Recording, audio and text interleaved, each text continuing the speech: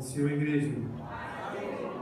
Vamos abrir a Bíblia, fazer uma reflexão sobre a reforma protestante, os 5 pilares da reforma protestante. Vamos abrir na carta de Paulo aos Efésios, capítulo 2, versículo 1, para a gente falar alguma coisa sobre esse evento tão importante para o povo de Deus. Efésios capítulo 2, versículo 1, vamos ver até o 10, diz assim: vos vivificou, estando vós mortos em ofensas e pecados. Verso 2: e que em outro tempo andaste segundo o curso desse mundo, segundo o príncipe das potestades do ar, do espírito que agora opera nos filhos da desobediência, entre os quais todos nós também antes andávamos, nos desejos da vossa carne, fazendo a vontade da carne e dos pensamentos, e éramos por natureza filhos da ira, como os outros também. Mas Deus, que é riquíssimo em misericórdia, pelo seu muito amor com que nos amou, estando nós ainda mortos em nossas ofensas, nos vivificou juntamente com Cristo, pela graça sois salvos, e nos ressuscitou juntamente com Ele, e nos fez assentar nos lugares celestiais em Cristo Jesus, para mostrar nos séculos vindouros as abundantes riquezas da sua graça, pela sua benignidade para conosco em Cristo Jesus. Porque pela graça sois salvos, por meio da fé. Isso não vem de vós, é dom de Deus, não vem das obras, para que ninguém se glorie. Porque somos feitura sua, criados em Cristo Jesus para as boas obras, as quais Deus preparou para que andássemos nela. Diz amém? Amém. Pode sentar. Esse é um dos textos básicos que nós podemos tomar sobre os 5 pilares da reforma. Também nós podemos chamar de os 5 solas. É uma linguagem latina, 5 solas. E nós vamos falar um pouco. Antes disso, deixa eu começar uma introdução que diz assim: a reforma protestante essa semana completou 502 anos. Quinta-feira, dia 31 de outubro, a reforma protestante completou aí 502 anos. Certamente foi o evento, o maior acontecimento, o maior evento da história da igreja cristã depois do Pentecostes. Depois de Jesus, é claro, a crucificação, Pentecostes, a reforma protestante. E é algo que nós temos que observar, algo que nós temos que ver, porque pode ser que talvez você falar, a reforma foi para a igreja romana, mas às vezes nós também estamos precisando de uma reforma. Às vezes nós precisamos voltar aos princípios da fé cristã. Às vezes nós também estamos precisando mudar alguma coisa que não está mais de acordo com a palavra de Deus. Nós vamos andando no curso do rio, e pode ser que, andando, olhando as pessoas, nós tiramos um pouco o olhar da palavra. Mas está todo mundo fazendo a mesma coisa, eu também vou fazer, porque todo mundo está fazendo a mesma coisa. Se todo mundo estiver fazendo errado, nós vamos fazer errado. Nós temos que olhar para a palavra de Deus. Então nós vamos olhar um pouco para a reforma hoje, e dizer que a igreja medieval, a igreja católica romana medieval, foi seduzida pelo poder. Havia um Império Romano, e antes do Império Romano cair, a igreja andava ali, do seu lado. O que aconteceu? A igreja se uniu ao Império. Depois de um tempo, o Império caiu e a igreja veio a ser o principal poder, governo da época. Essa é a idade medieval. Ali, na idade que a gente chama também Idade Média, ou Idade das Trevas também. Nesse tempo, a igreja foi seduzida pelo poder e se distanciou da palavra de Deus e dos ensinamentos bíblicos. Aquela doutrina de Atos capítulo 2, a oração, a doutrina dos apóstolos, a comunhão, o partir do pão, isso foi sendo abandonado, foi ficando de lado, e outras doutrinas estranhas à palavra de Deus começaram a entrar dentro da igreja. E aqui nós vamos dizer que a igreja havia se desviado da simplicidade e da pureza do evangelho. Aquele evangelho simples e de santificação e de pureza, de amor, de paz, já não existia como nos tempos dos apóstolos ou como nos tempos dos pais da igreja ali no século, até o século IV. Vamos lá. E no dia 31 de outubro de 1517, um monge agostiniano chamado Martinho Lutero, opondo-se às práticas das indulgências, depois eu vou explicar o que é isso, e aos desmandos papado, pregou as 95 teses na porta da igreja de Wittenberg, na Alemanha. E aquele dia foi um marco histórico na fé cristã. A igreja começava a entender o que verdadeiramente é ser cristão. O povo andava ignorante. O que sabia de ciência, o que sabia de educação, o que sabia de toda forma de ensino, estava nas mãos da igreja. E muitas vezes a igreja não passava o que era de fato verdade. Isso trouxe muitos problemas, tanto na ciência como na fé cristã. Então estamos aí. Começou-se a reforma protestante. É bom nós lembrarmos que a reforma não começou com Lutero, veio bem antes disso. Nós já tínhamos aí monges, nós já tínhamos padres, que naquela época, sacerdotes, que já estavam pregando a palavra verdadeira de Deus. Não dá para a gente citar aqui por causa do tempo, mas Martinho Lutero estava sob influência desses pré-reformadores, que eu quero chamar de reformadores também. Na verdade, eles foram reformadores no seu tempo. Não vamos citar nenhum deles por causa do tempo, mas eu quero dizer que a reforma não foi uma inovação. A reforma não foi a abertura da igreja protestante. Nós não queremos mais a igreja católica romana, agora nós queremos a igreja dos crentes. Não foi esse o propósito. Não foi abrir uma nova igreja, novas igrejas, não. O objetivo desse monge, ele amava a igreja, ele tinha compromisso com a igreja, ele era um líder da igreja, ele queria que a igreja voltasse às verdades do evangelho, ele queria que a igreja voltasse às verdades dos que os apóstolos pregaram, e já não existiam mais. Porém ele não foi bem recebido e foi caçado até a morte. Só que ele não morreu, porque Deus não deixou ele morrer. Ele continuou aquele trabalho de reforma. Infelizmente, a reforma não reformou a igreja, porque a igreja teve a contra-reforma. Mas o povo que viu a luz de Deus, voltou para as luzes de Deus. Vamos lá, me ajude aí. Os 5 pilares da reforma, pode colocar o primeiro. Sola Escritura. Sola Escritura. O que quer dizer isso? Em latim, está dizendo somente as Escrituras. Aqui, os reformadores estavam fazendo uma refutação à igreja romana.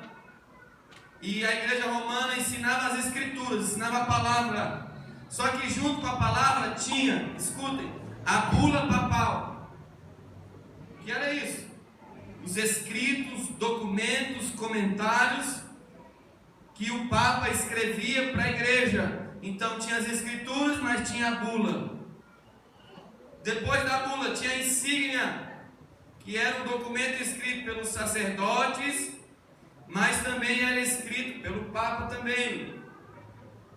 E tinha um valor igual à palavra de Deus. E depois disso ainda tinha a infalibilidade papal. Ele é infalível, ele não erra de maneira nenhuma. E tudo que ele fala é ordem de Deus.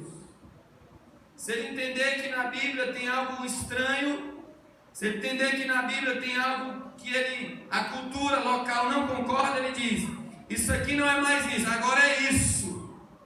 E vale igual a palavra de Deus. Então tinha as escrituras, a bula, a insígnia, a infalibilidade do Papa e as tradições. O que eles escreviam, o que eles documentavam, tinha o mesmo peso da palavra de Deus. Só que os reformadores vão chegar e vai dizer: não, somente as escrituras é a palavra de Deus. Ela é superior a qualquer documento, tradição, é superior a qualquer opinião de homem, qualquer que seja. A palavra, ela está acima de tudo. Ela é a autoridade suprema sobre a igreja. A igreja medieval acreditava que a palavra estava sujeita à igreja. Mas a Bíblia diz que a palavra de Deus não está sujeita a homens. Ela é a palavra de Deus. Nós é que temos que sujeitar a palavra de Deus. E os reformadores vão dizer: a tradição da igreja não está em pé de igualdade com a Bíblia. Ao contrário, a Bíblia é a única autoridade que emana toda a doutrina do Evangelho. Qualquer tipo de ensino, qualquer tipo de pregação que não tiver dentro da palavra de Deus, ou que não respeita as doutrinas da palavra de Deus, devem ser descartados. E aí Lutero tem uma frase e diz: qualquer tipo de pregação, qualquer tipo de ensino que estiver fora das escrituras sagradas, mesmo que faça chover milagre o dia todo, tem que ser abandonado. Mas tem milagre, tem palavra? Não. Então tem que ser abandonado. Será que nós estamos preparados para isso, queridos? Será que nós estamos preparados para isso? Para nós vivermos a palavra fiel e verdadeira de Deus? A Bíblia diz em Apocalipse capítulo 3, Jesus descrevendo a igreja de Filadélfia, ele diz assim: igreja de Filadélfia, você tem perseverado, você tem guardado a minha palavra, e você foi fiel, guardou a minha palavra. E tem mais: porque tu, mesmo sendo fraco, guardaste a palavra, a fé, a palavra da perseverança, eu também te guardarei no dia da tribulação que há de vir sobre o mundo inteiro. Porque a igreja de Filadélfia era fiel à palavra, Deus guardava a igreja. No dia que a igreja foi infiel à palavra de Deus, ela está sem a cobertura de Jesus, porque não é mais fiel às escrituras.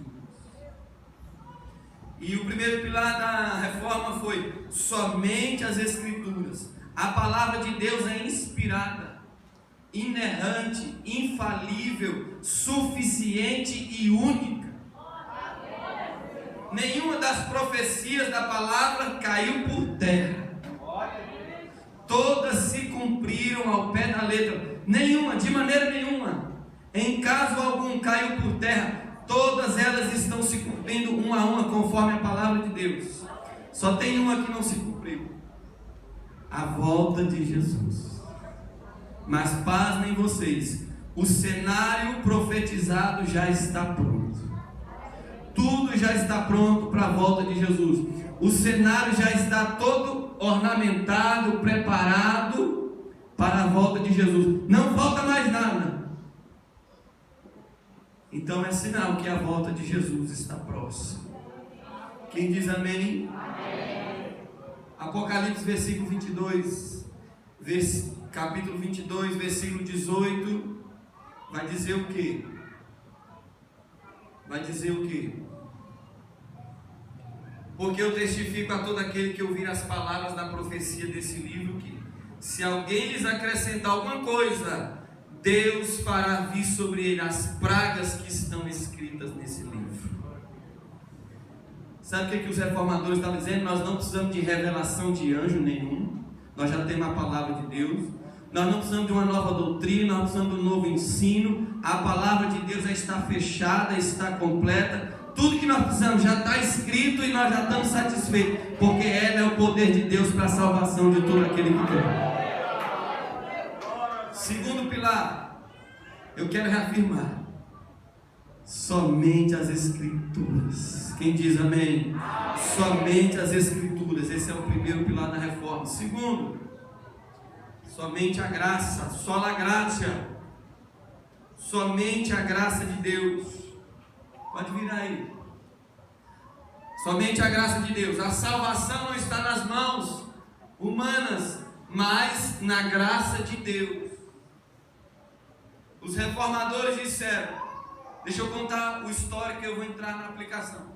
O histórico era, a doutrina da salvação estava sendo distorcida.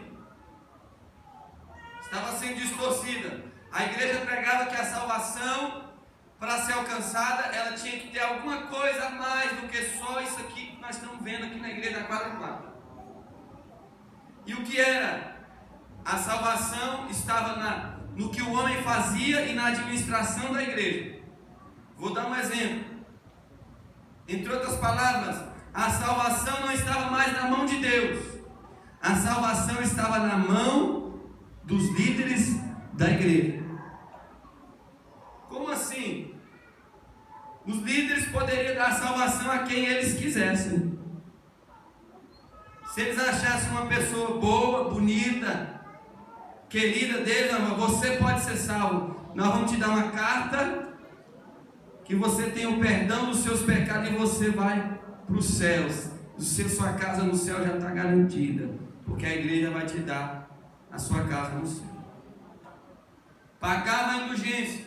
Você tinha que fazer orações, penitências. Se você não tivesse condição, se você não quisesse orar e nem pagar penitência, arrependimentos, sacrifício, você poderia pagar em dinheiro a sua salvação. A indulgência era, vou dar um exemplo.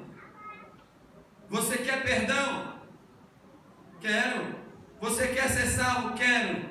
Então você vai receber depois que você pagar uma indulgência. O que é indulgência? Absolvição. Absolvição de pecados, absolvição de dívida, de pena, de ofensas. É um perdão da igreja garantindo lugar para a pessoa no céu.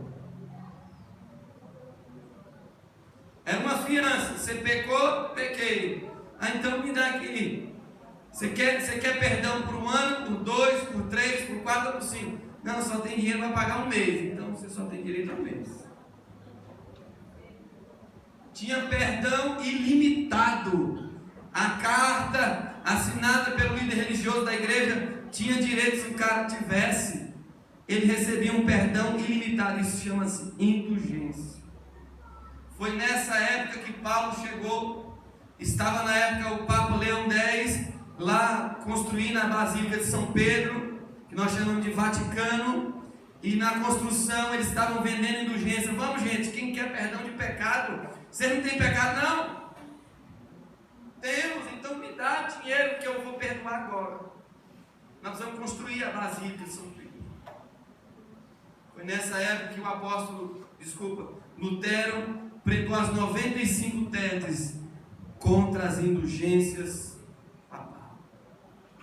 E aí os reformadores vão dizer, não, indulgência não, somente a graça de Deus pode salvar o homem. Somente a graça, sola gratia.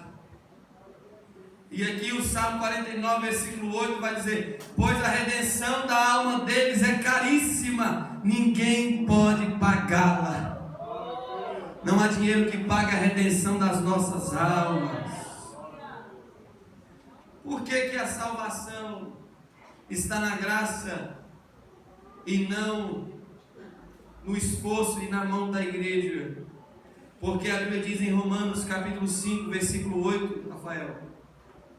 Romanos 5, 8 vai dizer que Deus prova o seu amor por nós. Mas Deus prova o seu amor para conosco, em que Cristo morreu por nós. Vamos ler a última frase, sendo nós ainda. Quando que Deus te amou, você ainda era? Vai, fala, quando Deus te amou, você ainda era? Pecador. Efésios vai dizer que nós estávamos mortos em nossos delitos e pecados, e Ele nos vivificou. Você estava mentindo, você estava enganando, você estava bebendo, você estava traindo, você estava fazendo tudo que não presta, mas Deus te amou, mesmo você não tendo nada. Aí os reformadores vão dizer: não, só a graça de Deus é que salva o homem, pela graça sois salvos. Não vem de vós, é dom de Deus. Quer dizer que eu posso continuar pecando? Não é nada disso não, meu filho. Você quer saber se você está salvo? Você quer saber se a graça te alcançou? Olha as suas atitudes. A graça me salva, eu posso pecar? O contrário, a graça te salvou, você não anda pecando. A graça te salvou, você foi redimido, você foi regenerado, você foi santificado, você foi justificado. Agora você está nas mãos de Deus, o Espírito Santo está te guiando. E gente, aí o apóstolo Tiago vai escrever: a fé sem as obras é morta. Mas ele está dizendo para pessoas que acham que pode pecar o dia inteiro, porque a graça de Deus é boa demais. Pode pecar que está tudo certo. Aí Tiago vai dizer: irmão, se você não tiver obra, se a sua vida não estiver de acordo com a sua fé é morta. Se a fé é morta, não tem salvação. Deixa eu falar um negócio aqui. Para o nosso tempo, vamos esquecer um pouco a igreja romana. Me diz uma coisa: será que nós precisamos de água ungida? Será que nós precisamos de sal do descarrego? Será que nós precisamos pisar no altar para ser salvo, para ser abençoado? Será que nós precisamos de água do Jordão, água do Mar Morto? Será que nós precisamos de rosa ungida? O que será que nós precisamos para ser abençoado? Para Deus abençoar a nossa família? Será que nós estamos precisando? Tem que ir lá pisar na terra santa para ser santo. Tem que pisar na terra santa porque Jesus pisou lá, e se você pisar lá, você vai ser abençoado também. E quem não pode ir lá? Eu nunca fui, estou enrolado. Aí os reformadores falam assim: não precisa ir na terra santa não, porque é caro, às vezes você não vai ter dinheiro, mas a graça de Deus te salva, a graça de Deus te perdoa, a graça de Deus te abençoa. Existe uma volta às mentiras antigas. Hoje nas igrejas estão abrindo por aí, igreja neopentecostal. Os pastores sonham lá que a água do Jordão vai abençoar alguém. Aí eles pregam e alguém compra e... meu Deus. Aí nós vamos dizer: nós estamos dando uma reforma. Querido, não perca tempo. Não perca tempo ouvindo esses cultos na internet, essas pregações na internet. Não perca seu tempo, nem vá lá, pelo amor de Deus. Vem ouvir a palavra de Deus, vem para a escola dominical, vem para o seminário, vem para a doutrina, porque a palavra de Deus diz: só a graça te salva, só o poder de Deus é que te salva. Não precisa de objetos, nós precisamos da presença de Deus, não é de objetos.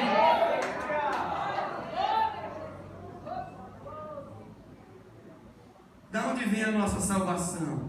João 3,16. Porque Deus, vamos falar, porque Deus, fala Deus. Olha aqui, vamos repetir: porque Deus. A nossa salvação vem de Deus. Porque Deus amou o mundo de tal maneira. A nossa salvação está nas mãos de Deus, na graça, na misericórdia e no amor de Deus. Terceiro pilar da fé cristã, sola da reforma protestante, sola fide. O que significa? Somente a fé. Somente a fé. Eles usavam a fé para salvação? Sim. Então qual que era o problema? O problema é que tinha a fé e tinha as obras. No livro apócrifo deles está escrito assim: as esmolas fazem expiação dos vossos pecados. Toda vez que você dá uma esmola, Deus perdoa um pecado seu. Toda vez que você ajuda alguém, você dá uma cesta básica, você dá dinheiro, você dá moeda. Toda vez que você dá uma oferta na igreja, Deus perdoa um dos teus pecados. As obras. As obras. A igreja havia se desviado dos ensinos dos apóstolos, estava pregando uma salvação adquirida pelas obras. Aí o reformador vai dizer: não, somente a fé. Pela graça sois salvos por meio da fé. Isso não vem de vós, é dom de Deus. Não vem das obras para que ninguém se glorie. Somente a fé. Quer dizer que a obra não é bíblico, é bíblico. Só que, entenda isso, isso aqui é básico da fé cristã. Todos vocês sabem disso, mas eu vou repetir. Somente a fé significa dizer que eu não preciso fazer nada. Se eu levantar a mão eu vou para o céu. Não, calma aí, ninguém está falando isso. Nós estamos falando que a sua salvação ela vem por intermédio da fé. É pela graça mediante a fé. Calma aí. Quer dizer o quê? Que não vem das obras. Então traduz. Não é as obras que eu faço que me salvam. É a salvação de Deus que me faz fazer boas obras. Você sabe por que você ora? Porque Deus te salvou. Você sabe por que você jejuma? Porque Deus te perdoou. Você sabe que Deus, sabe por que você se santifica? Porque você quer estar perto de Deus. É porque Ele já fez algo em você que você está fazendo tudo isso. Ninguém vai chegar doando a casa, doando o carro, doando dinheiro, doando esmola e falar assim: agora eu vou para o céu, eu doei tudo que eu tinha, não tem nem, eu vou morrer agora porque eu não tenho nem onde ser enterrado. Eu dei tudo, estou salvo. Não. Não é fazer boas obras que te salva, é porque você é salvo que você faz alguma coisa boa para Deus. Dá para entender? Nós não fomos salvos pelas obras, nós somos salvos para fazer boas obras. E aqui eu digo para vocês: se nós temos boas obras, então nós temos a fé. Mas não é as obras que nos salvam, é a fé. Quem diz amém? Amém. A Bíblia diz, o pastor Jorge Antônio leu aqui, Romanos 5, versículo 1. Justificados, como é que é o texto que diz, pastor? Sendo, pois, justificado pela fé, temos paz com Deus. Deixa eu ler direito. Justificado, na atualizada. Justificado, pois, mediante a fé, temos paz com Deus por meio de nosso Senhor Jesus Cristo. Justificados pela fé. Somente a fé. E aí, se você foi salvo, e se o Espírito Santo está na sua vida, você vai dizer qual o salmista no Salmo 60, versículo 12: em Deus faremos proeza, porque Ele é que pisará os nossos inimigos. Você faz proeza porque Deus, você está em Deus, você está em Cristo, e Ele pisará os inimigos. Deu para entender? Então, porque pela graça sois salvos mediante a fé. Quarto pilar da reforma: solos Christos, somente Cristo. Eles diziam assim: Cristo está mediando entre Deus e os homens. Só que Maria também está. Cristo está mediando entre Deus e os homens. Pedro também está. Cristo está mediando entre Deus e os homens. Paulo também está. Pedro também está. E aí uma infinidade, uma miríade de santos e de papas e de líderes e de padres e de santos e santas estão mediando por nós, junto com Cristo. Eles dizem assim: Jesus Cristo salva, Maria também. Jesus é redentor, Maria é corredentora. Jesus é intercessor, Maria é corre-intercessora também. Aí os reformadores vão dizer: não, somente Cristo. 1 Timóteo capítulo 2, versículo 5, vai dizer isso aí. Vamos lá, 1, 2, 3. Porque há um só Deus e um só mediador entre Deus e os homens, Jesus Cristo, o homem. Por mais santo que o Papa acha que seja, ou que alguém diga que seja, ele não tem poder para mediar, de forma alguma. Hebreus 9, 22 diz assim: sem derramamento de sangue não há remissão de pecados. Maria não foi crucificada, Maria não nasceu sem pecado, Maria não foi sempre virgem, Maria não derramou sangue, ela não foi assunto ao céu. Então como ela pode perdoar pecados se a Bíblia diz sem derramamento de sangue não há remissão de pecados? Ninguém nem sabe como ela morreu. Mas nós sabemos que Cristo morreu, ressuscitou, está à direita de Deus e intercede por nós. Ele sim é mediador. Atos 4,12 vai dizer: só existe um nome dado entre os homens pelo qual importa que sejam salvos, Jesus Cristo. Ele é que é Salvador. Só tem um nome. João 10, versículo 9 vai dizer: eu sou a porta. Ele não diz eu sou a porta. João 14,6 ele vai dizer: eu sou o caminho, eu sou a verdade, eu sou a vida. Jesus vai dizer, João 14,6: eu sou o caminho, a verdade e a vida. Depois ele vai dizer: eu sou a ressurreição e a vida. Quem crê em mim, ainda que esteja morto, viverá. Jesus é um advogado que está à direita de Deus. Esse eu sei que está à direita de Deus. 1 João 2, versículo 1, ele é o advogado que está à direita de Deus. Ele é o fundamento, edificador e o protetor da igreja. Fora dele não há salvação. Como os reformadores a quadra 4 vai dizer: somente Cristo salva. Só Ele tem o mérito da nossa salvação. Hebreus 12, versículo 2 vai dizer: olhando firmemente para o autor e o consumador da nossa fé, Jesus. O autor e o consumador da nossa fé, Jesus. Quem diz amém? Amém. Último ponto. Último ponto. Só lhe deu glória, somente a Deus glória. De quem era a glória? Da igreja. De quem era a glória? Dos líderes. De quem era a glória? Dos papas, dos sacerdotes, da igreja. Naquela época, a glória era do vigário de Deus, substituto de Pedro, o mediador. Pelo desvio da igreja, pelo desvio da doutrina bíblica, a igreja estava recebendo a glória que era de Deus.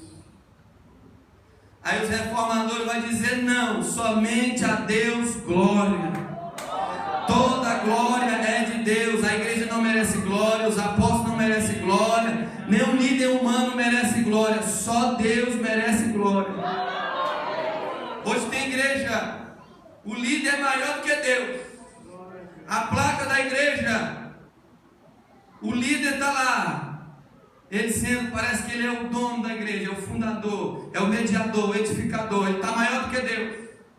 As pessoas não vão lá para ouvir a palavra de Deus, vai para ver ele falar, ele pregar, ele fazer milagres. A glória é dele, a honra é para ele. São intocáveis, são autossuficientes, são infalíveis. Ninguém me tira, ninguém me toca.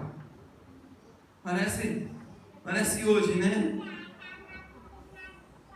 Artistas, até no meio evangélico. Somente a Deus glória. Ele fala: somente a mim glória. Não trisca de mim, eu tenho glória, a glória é minha. O apóstolo Paulo é enfático, Romanos 11:36. Esse é o último versículo. Romanos 11:36 vai dizer o quê? Vamos ler 1, 2, 3. Porque dele e por ele e para ele são todas as coisas. Glória, pois, a ele eternamente. Amém. Somente a Deus glória. Quem aplaude a palavra de Deus, fica de pé. Feche os teus olhos, por favor. Como cristão, nós devemos viver como os reformadores, que reformaram a si mesmos primeiros. Se nós não nos reformarmos, se nós não voltarmos a essas verdades bíblicas, nós seremos árvores sem frutos, seremos nuvens sem chuva, nós somos aquele campo que vai voltar para o próprio vômito. Porque nós estamos pregando uma coisa que nós não conhecemos, nós estamos pregando uma coisa que nós não vivemos. entender que somente a Escritura é suficiente para nós, somente a graça pode nos salvar, somente a fé, somente Cristo e somente a Deus glória. Nós devemos buscar Deus continuamente, sob pena de nós sermos envergonhados no dia da volta de Jesus. Feche os teus olhos, vamos orar. Pai de nosso Senhor e Salvador Jesus Cristo, está aí o Senhor.